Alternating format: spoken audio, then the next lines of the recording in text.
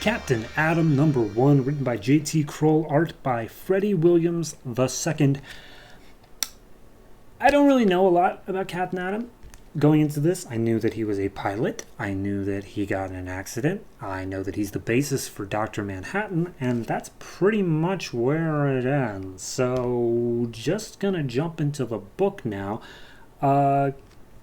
Opens up, Captain Atom's fighting this giant mech thing. It's as far as I can tell, it's just a dude piloting a mech suit. He's firing energy blasts at it. It's firing some energy back. And he's like, yeah, nice idea. Firing energy at the guy who can absorb energy. Smart. And he's about to fire an energy blast to break through like the glass thing keeping it. But then he like sees down to the atomic level and realizes, wait a minute. What if I just... And then he like waves his hand and all of the metal on the mech just turns to dust, leaving the dude inside completely naked. And then Captain Atom looks at his hand. He's like, well, that's not normal. And it zooms in to like the atomic structure of his hand, and it's just slowly like you see the atoms of him just dissipating. So he flies to the Continuum, which as far as I can tell is just a big super collider in Kansas somewhere. It literally says somewhere in Kansas. He talks to this girl named Renita, who is a research assistant there working with Dr. Nagala, who I guess was somewhat responsible for Captain Atom's accident. It doesn't really go that much into his accident, but basically he just wants answers as to, hey, what's happening to me? Because I've done a lot of things that I didn't think I could do. Finally gets in, talks to Nagala. He recounts the stuff that happened during the fight. The guy's like, okay, so... And he's basically Stephen Hawking. He's wheelchair bound. He's talking through some sort of mechanical device. But he's like, okay, so did it like take a lot of energy? And he's like, no, it was just natural. I just made the metal dust. And he's like, and your fingers started dissipating at the same time? And he's like, no, it was like one after the other. And he's like, okay, well, it seems to me like, you know, it's a good thing it happened to your hand, because if this happened in your brain, you'd probably be dead right now. And he's like, okay, well, it sounds like what you're saying is your powers are killing you. That's what I'm saying. He's like, all right, cool.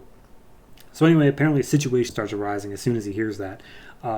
There's a seismic activity in New York, and it's not an earthquake, it's a volcano in Manhattan.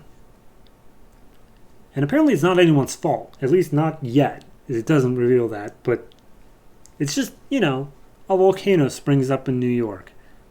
Happens. So because it's Captain Atom, of course it also takes place right next to this nuclear reactor, which is in Manhattan, next to this volcano.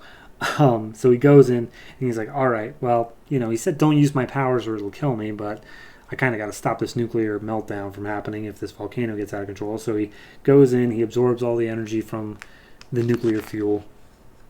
And he's like, all right, well, it's contained, but I really got to concentrate because it's a lot of energy. And then the volcano starts erupting, and he's like, all right, how do I save these people from falling magma? And he's like, well, it's hydrocarbons. I can just reduce it to its basic stuff. So he changes it from falling magma to just hydrogen and oxygen and carbon, and just separates them into their atomic elements the way he did with the metal. But he's still not sure how he's doing it, and it basically just turns it all into snow. I actually skipped a page at the very beginning because it didn't flow with the story, but very first page is in San Francisco of this rat who's like next to this homeless dude. He's eating a cracker, and then his eye lights up. Now we cut back to San Francisco again, where this dude is seeing this rat. He's going for him because he's I guess going to eat him. It's a little bit unclear. And then the rat turns into this giant gooey monster with like 8 mouths. And then we just cut away again. So we're back in New York City. He's over top the volcano. It's spewing all this heat and radiation and stuff like that. So he's like, all right, I can absorb the energy from it, but it's going to be really hard on me. So he does. He can feel the atoms in his body splitting apart again. And he's like, man, I really just for once wish the doctor was wrong, as he does cool the volcano down, but seemingly at the cost of his own life. And there's this really cool text box here where only like half the letters are visible and some of them are faded out, but it clearly is supposed to say, if this is the end, at least I died doing something good for once. And just this brutal image of his falling apart body. I like this. I really like the art style the most. I really got to pass it to Freddie Williams. It doesn't feel like stock style at all. It feels very... I don't even know how to describe it. It almost has like a Vertigo feel to it, like the comic line. Like there's some heavy inks on some characters, but then like Captain Atom himself is very much a being of light, and it's got a glow to him and just this sort of painterly feel to it. I don't know. I really like it. I really like the art to it. Writing wise, it's fine. Because the dude doesn't really... sorry, I don't even know his name, but Captain Atom, because he doesn't really know what he's doing, we don't really get into the science of it that much. He's just a pilot. He's just a guy who got these powers. He knows as much as he has to in order to do his job. I do think Volcano in the middle of Manhattan's kind of weird, just from a writing perspective, but hey, whatever. There's also this countdown timer going on each of the pages, but I don't think it's actually counting down. I think it's counting up, and it's at 250:8:52:31. Maybe that's how long he's been Captain Atom for? I don't know. But, I don't know. Writing-wise, it's fine. It's average. Nothing's really jumping out at me as, wow, that was really smart. But art-wise, I love it. It's fantastic. So I'm going to give this 7. It's good.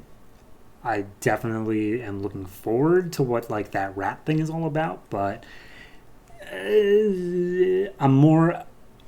It looks prettier than it reads.